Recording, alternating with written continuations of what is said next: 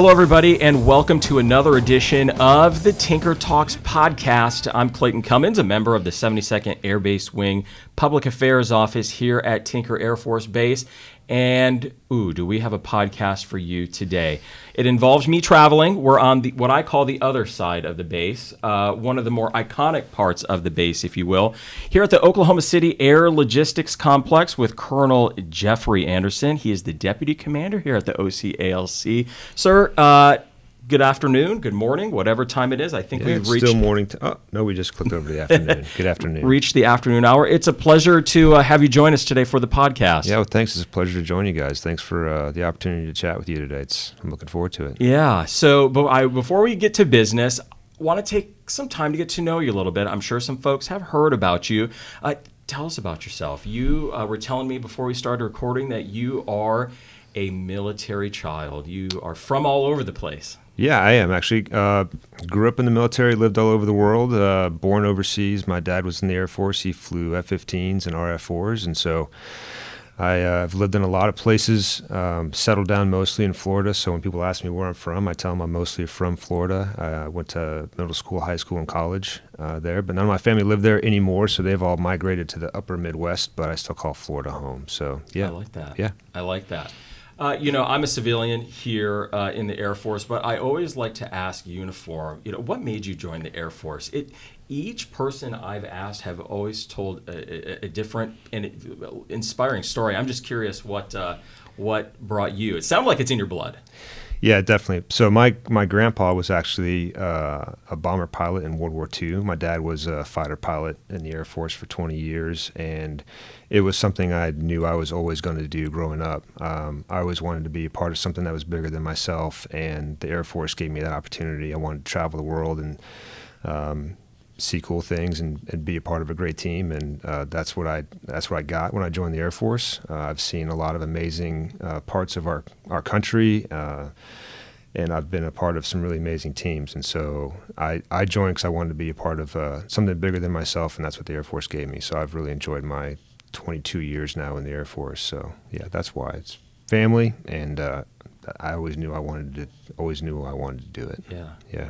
Other than your time at Tinker, do you have a favorite spot? So this is I think it's our 10th assignment now.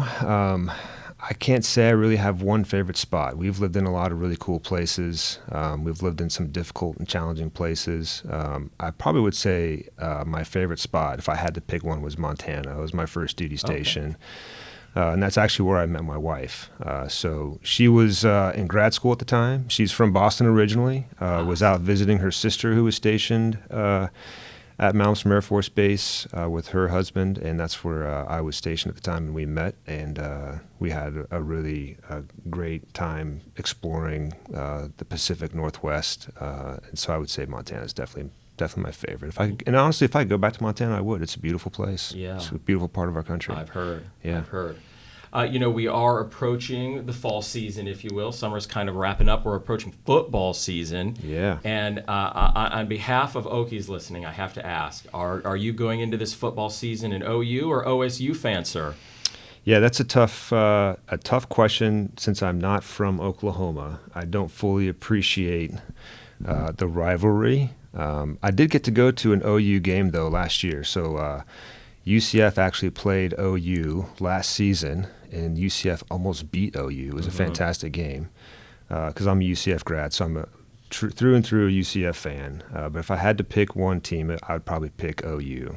I know a lot of folks that are OU grads or supporters. One of my closest friends here is an OU fan, and so I think I would probably lean towards OU if I had to pick one. You got some fist bumps in the gallery over here. I see that. Well, hey, I do want to talk about business while you're here. You are the deputy commander, as we talked about earlier here at the OC-ALC. Can you walk me through, for folks who aren't familiar, what exactly that role serves here? Yeah, so as the deputy commander, I work directly for General Moore, who's the complex commander. And technically my job is to advise and assist General Moore and Mr. Laughlin, who's the executive director of the complex. And so one of the great things about my job is I have no authority. My position comes with no authority. I'm here to advise and assist the boss and do everything I can to help make our team successful. And that gives me a lot of freedom to kind of go out and roam and attack problems and work with the entire team to make sure that we're all successful. And so boss gives me great direction and gives me a lot of opportunity and space to go out and really get after what's challenging us the most across the complex. And so I spend my time, as much time as I can, out in the production areas, working with our teams and seeing what we can do from the complex level to make the rest of the complex successful, and learning as much as I can. Because quite honestly, I've worked in the complex for a year. Prior to arriving last summer, I had not worked in air logistics complex before, and so there's a lot of learning that had to occur on my end to get up to speed. There's an entire new language within the depot that doesn't exist out in the operational Air Force, and there isn't a great appreciation in line maintenance units about what's happening at the complex. And so there was a lot of learning. There still is a lot of learning on my end on a daily basis to do as much as I can to help the team, but it's been enjoyable. But that's really what it comes down to. I'm here to advise and assist the boss and do whatever I can do to make sure the team is as successful as we can be. And, sir, what a privilege that has to be, right? I mean, you are seeing the workforce with your own two eyes right up in all of the action. Is there something that, being in this role that you have been so far for the year, is there something that surprised you, maybe, walking the aisles here, the ALC, that maybe you didn't expect? So, I think probably the thing that stands out the most is the depth of experience and commitment to production efforts across the senior civilian leaders in the depot is really impressive. There's a lot of really amazing folks that work in the complex, and they really don't need me or the boss or Mr. Laughlin out there prodding them to do the right things. They are motivated and dedicated and committed to making their teams better and successful, and they're really good at it. They really just need support from above their level when they ask for it. And in a sense, they just need us to kind of get out of their way and give them the runway they need to get after their problems. They do need support every once in a while, but I've been really impressed with the professionalism of the senior civilian leaders across the complex. There's some really fantastic folks that work here that are really good at their job and have a ton of context and know-how for depot operations. So that's been really cool to see. You see it, when you work in flight line operations and other maintenance units, you see it with your senior enlisted, senior master sergeants and chiefs, how experienced and skilled they are, and being able to see that in the depot side from the senior civilians you have here, from the shop floor up to the group director level. It's been really cool to see that, and refreshing, to be honest with you, because that's what makes the complex run, is that experience and that commitment. It's not what I'm doing or General Moore's doing. It's the folks that are down in the shops really, really making the production effort a reality. So that's been cool to see that. It is a well-oiled machine, I can tell you that. Yeah, absolutely, definitely. Folks that may have been associated with or familiar with AFSC may have heard of Produce to Promise. In your kind of definition, what does that mean?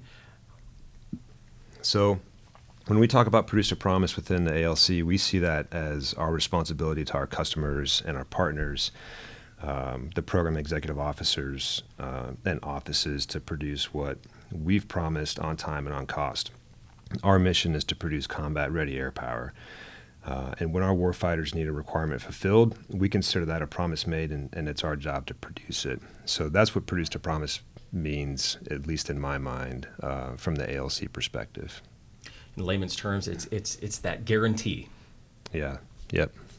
How is the ALC improving its processes to meet the expectation, the Produce to Promise requirements, and make sure that the timely, the cost-effective delivery of services to the warfighters is is met. I know that kind of sounds like a lot of words. It's probably easier said than done. But how are we stepping up to meet that challenge? Yeah, so I think the really simple answer to that is we use AOP principles to meet warfighter requirements. AOP is a management system that we've used starting back in the 2012 timeframe. And I would say the short answer is AOP is our guiding principles in how we do that. Yeah, AOP being art of the possible. I'm sure a lot of folks in AFSC have heard of art of the possible, know what it does, know its capabilities. But could you explain for folks that may not be familiar with art of the possible what it is, where it kind of came from, and how much of a game changer it's been for the air logistics complex here in Oklahoma City? So AOP is the how we operate within AFSC. AOP is a constraint-based management system designed to create a workforce culture that's focused on efficient process execution. It's about challenging each other to recognize opportunities, eliminate constraints, improve processes, and optimize resources that help us achieve world-class results. It's really about reaching beyond today's limitations to grasp at previously unimagined heights of performance. And it's designed to allow us to define complex systems in simple terms that can be analyzed, communicated, and improved. It gives us tools to simplify processes so that we can identify constraints. And then once those constraints are identified, specific focusing steps are used to resolve those constraints. Before 2012, if you were to ask anybody across the 27 operating locations within AFSC, what's the management system that you use, you'd probably get a variety of different answers. And so AOP is really the management system that we use across the entire center. And so that we're all using a common management system. We can communicate using identical terms. You can go from Robbins to Tinker to Hill and see AOP in execution, and it will be consistent across all those different operating locations. It really drives us to use data and facts to make management decisions on how to improve machine production versus relying on a gut feeling or what we think may be wrong. Or what our sense may be telling us. It really focuses us in on what the true constraint is and allows us to tackle those constraints and overall improve the machine performance. Fact data, I'm sure that it has to help a great deal in efficiency, but I think there's something to be said too about the communication aspect of it. The fact that everyone's speaking the same language, I'm sure you notice the benefits of that right away. Yeah, definitely. Yeah, so I think you'll see AOP is very mature in a lot of areas of the complex, and it's also in its infant stages in some of the other areas. Everybody's on their own AOP journey, and I think what's also great is that you're starting to see implementation of AOP across a lot of the airbase wings as well, and so. Utilizing AOP in a staff function or in staff areas can be a little bit daunting because it's not always as clear cut as it can be when you're using it with a production machine. But we're starting to see a lot of success made and progress made in some of our staff functions, also in the ALC, but also across some of the airbase wings where we're starting to see some fantastic implementation efforts of AOP there. And again, it's that common language, common operating principles that allow us to use examples of success across the complex and allow people to see, hey, that could actually work in my area. Yeah. And I can see the tangible benefits of implementing AOP in what I do on a daily basis, and to get that buy-in from the team, because it's the team that's really doing the work to make it happen, and they've got to understand and see the benefits, the tangible benefits that they're going to gain from it to really be bought in to make it successful. Yeah. And you mentioned, everyone is sort of on their own individual AOP, art of the possible journey, including the ALC here. Yeah, yeah. How has the ALC adopted or maybe even overhauled AOP to make it better? Yeah, so we have several efforts across the ALC to work on continuing to improve our own AOP culture, if you will. So, first off, we're reviewing several processes in our AOP journey. Leadership is the key to creating the environment for success in the implementation and the sustainment of AOP. So we've done a complete review of our leadership training and feedback loops to make sure the training that we provide to our team is meeting the needs that they have to be successful in their AOP journey. A second area that we've worked on is the overhaul of our andon system. The andon system is the constraint elevation process for the enterprise. And so we went through an enterprise values stream mapping event, and that was conducted with key stakeholders to identify gaps and improvements, along with an overhaul of the andon database by the 72nd Air Base Wing. So we've made software improvements to meet the customer demands, along with dashboard development for leadership, so we have a summary of critical trends to help us identify where risk can be mitigated. The third thing that we've looked at is the fact that our customer requirements and the burning platforms change. We looked at a complete review of our Road 2 goals to ensure that those goals align with the warfighter needs, and that we're communicating those goals back to the enterprise to ensure that all the stakeholders are in agreement and that they're managing to the same goal. That Road 2 goal is the first step in managing our process machines. And sometimes you have to re-baseline that benchmark to make sure that we're all marching to the right target based off of the changing environments that we continue to operate across.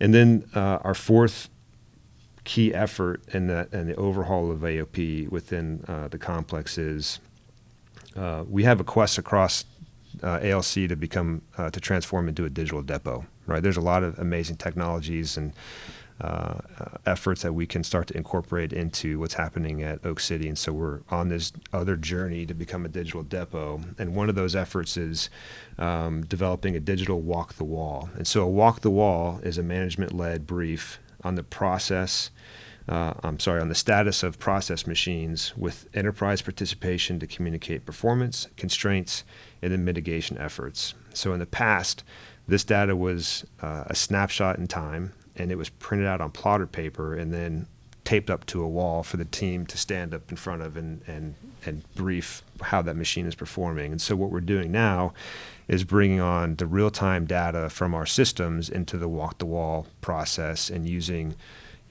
big screens that are displaying the real-time data of that machine, and then that's being briefed. So instead of talking about information that may be a couple of days old, you're looking at the real-time data. So where the systems allow us to, moving to a digital walk-the-wall process has been it's actually really cool to see the teams doing it, and we're still able to do that with all our enterprise partners, because in those walk-the-walls you got to have the supply chain team, DLA, and the 448, and the SPO and all those key partners. So we're able to incorporate all that into that process, which is really cool. And, AOP, it was, kind of made its debut really not that long ago, but it's been amazing to see everyone jumping on board and amazing to see the effects from that, the positive effects from that.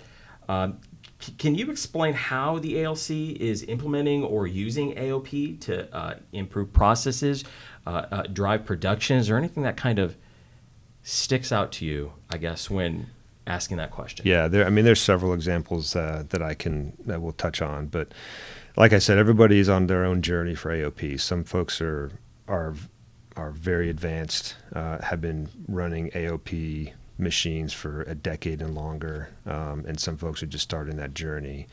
And so you can see different levels of progress throughout the complex, which is great. And when we go out and do the walk the wall, so the leadership team in the complex every Thursday, our goal is to get out every Thursday and go to the walk the wall meetings that are occurring across the complex, and drop in and just see how the team is doing, and just to listen to the team go through that process. Not that we're there for them to brief us, but so that we can see, hey, how are you running your walk the wall, and how is this effort going? It really allows us to see the different levels of maturity across the complex. Ways that we're using AOP to improve our production machines, the B-52 PDM machine down in our AMXG, just went through an EVSM effort with the entire enterprise that was led by General Moore and had SCS and GEO participation from all enterprise partners. Based off of some of the significant challenges that PDM machine is facing with the condition of the aircraft, some of the engine constraints that they have, some of the facility constraints that they have, some of the constraints that they're working through in their post-doc and FCF gate. We determined, hey, we need to have a holistic look at this machine, and so the AOP tenets, drive you to do an EVSM. And so we had 4 major events within that EVSM that looked at all the primary and major constraints. We had dedicated teams and champions for each of those events to bring together all the key stakeholders to make sure that we were having a holistic discussion about what was really impacting the production targets within each of those different areas of the B-52 machine. And to date, they've generated upwards of 70 plus action items that they're currently working through. And as they work through solving some of the problems they've identified in those action items, they should start to see improvement to that overall production machine. And so we're still early in that event for the B-52s, but we do expect that we'll start to see some of the flow day reductions and some of the high whip levels start to drop as we resolve some of the issues that we've been working through across that machine. Another example is in our MXSG, our maintenance support group. That's the group that's responsible for making sure, in real simple terms, that the entire OC-ALC complex continues to function and run, that the lights turn on every day when we come to work, and that all our equipment is serviceable and available for us to use. They have a very unique capability within MXSG. They have a construction flight that they can build any sort of facility that you need to within our complex. And the way that they manage their construction projects is called the 304 process. And so we did a review of the 304 production machine. They had a rapid improvement event in April for the sole purpose of scripting large and extra large construction projects. And through that process, they established business rules and they updated their process map to include planned scripts for large and extra large projects that indicated major tasks by skill with start and completion dates. And that ensured that the largest and the most complex construction projects that have standard work and identified process flow, which is a big piece of AOP, is standard work, scripted work, and clear process flow. They were able to create visual displays that identified the sub-gate release points and concurrent work that can be managed at the project level, which is, again, another key tenet of the AOP machines. And then that process improvement provided an executable plan that was transparent to all the stakeholders, and that enabled consistent and predictable execution and constraint identification. So they took that rapid improvement events and drove into their large and extra large construction projects transparency, understanding across the entire team that is working on that project of where the constraints were, where the concurrent work could be undertaken, and really are working on driving improvement to some massive construction projects that they have going on within MXSG. The KC-135 PDM machine is also going through what we call an event-driven plan. So that is a process by which they are identifying major events within their machine that need to be addressed and bring together key stakeholders to focus on improving specific areas within their production machine. And so they've got currently 9 major events wrapped up underneath their event-driven plan with the focus of reducing whip and flow days, as that machine has encountered some challenges over the last 12 months that include, 10th flight availability, some hazmat material availability back at the end of last summer that produced some constraints and some work stoppage within their machine. So they're going through an event-driven plan process to work on improving their overall machine performance. I think another great example, and this is the last one that I'll use, in our OB office, our OBM office, we have And this is a staff example, if you will. But we have a really amazing team that works down in our OBM office, and they're using AOP concepts and techniques to track 20 different personnel action types, as well as tracking processes for creating and managing position descriptions, position requirement documents, and MCRs and ACRs. So they developed a database that is used to track all the process steps through manual entry. And a powerful dashboard has been developed and improved upon over the last 2 years that allows the OBM analysts and the leaders to track the step-by-step tasks in each process, identify the constraints, and then implement changes that improve the timeliness and efficiency of the various programs. Additionally, the dashboard that they created, it provides simplified data pulls and creates wall-to-wall presentations for over 100 different detailed reports and briefings. And so the impact of the time that they saved through that process, it allowed OBM to stand up additional capabilities and without adding additional personnel. And so they were able to stand up a 2-person community outreach team and a 4-person talent acquisition recruiting team just by the time that they saved in the process streamlining they had throughout their entire shop, which is pretty amazing. Yeah, absolutely. It's pretty awesome. And so the OBM team continues to make a lot of progress in their AOP journey, and taking AOP concepts and implementing them into their daily practices is really making them more effective and efficient at what they do, which is really what AOP is all about. It's about making us more effective and efficient at what we do, right? And you can't beat that. Yeah, you can't. And so doing monotonous staff tasks on a regular basis is challenging, and it, some of the AOP concepts allow them to identify solutions to some of the constraints and challenges and get after those problems. So, those are just a couple. Those are 4, easy examples of dozens and dozens of efforts happening across the complex on a daily basis.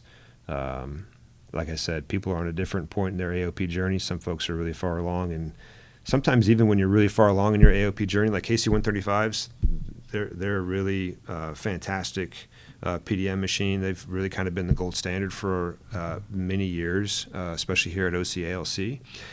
Even some of our best performing lines are going to run into challenges and have issues that they have to try to resolve. That PDM line does it on a regular basis.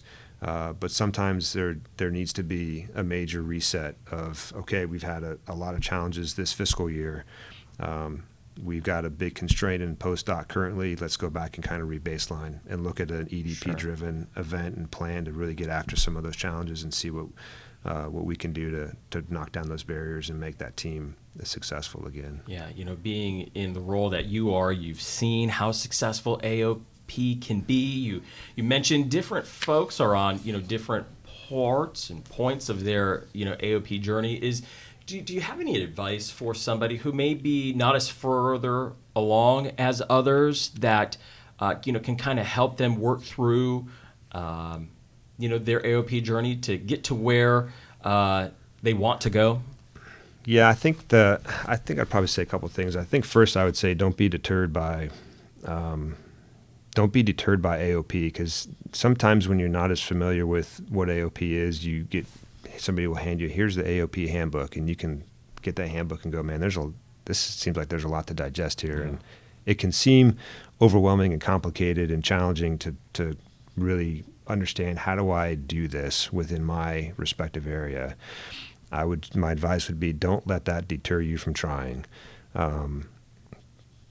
It'll take time to grasp some of the concepts and to figure out, how do I actually do this in my respective work area, but don't be deterred, because there are a lot of really fantastic tools in AOP, and it does work. I've been working in maintenance organizations for 22 years now, and over the course of the last 2 decades, there have been a lot of different systems that we've talked about of how do we improve performance. The proof is in the pudding. When you walk around OC-ALC, it's apparent that AOP is embedded in everything that we do, and the teams that really adhere to the AOP principles find success in their respective areas. you can't debate that AOP doesn't drive success, because I see it every day. And so I would tell you, just stick with it. I would encourage you to reach out to people that are more comfortable or have more experience in AOP and ask for their advice. I'd also tell you to go walk around and go visit other areas that are maybe further along their AOP journey, and just watch how they do business. Just from an outsider's perspective, watch how they operate on a regular daily basis, and see where there's commonalities that you could institute and apply to what you do on a daily basis. But don't be deterred. It can certainly feel overwhelming when you talk about AOP from the very beginning and not 100% sure of how it actually works. That's okay. Everybody gets past that point, and just stick with it. Yeah, it's important to celebrate milestones too. Yeah, celebrate your absolutely. successes. Well, hey, Colonel Anderson, I know you are a busy guy. Thanks so much for taking some time to talk to us. Anything else you want to pass along to listeners out there that you'd like to mention at all that we haven't talked about? I know we talked about Produce to Promise, Art of the Possible. Anything else you'd like to pass along? I don't have any big words of wisdom. I would just say to anybody that's out there listening to this podcast, you're probably interested in what's going on here at the OC-ALC. You may be a team member here at OC-ALC. I would just like to thank all the folks that do work in Oklahoma City Air Logistics Complex for what they do on a daily basis. It's not people like me that come to work every day that make this place successful. It's the folks that are out there on the shop floor that are leading in difficult circumstances on a regular basis and making difficult decisions, but leading well. And so I would just say I appreciate everybody that works here at OC-ALC and what they do every day. It makes a big difference. I've been on the receiving end of the depot product for 20 plus years, and I can't tell you, I'm glad to be working on the team now that gets to provide that product to the warfighter, because I was always satisfied with the product I received from the depots, regardless of what the feedback you may get from other people.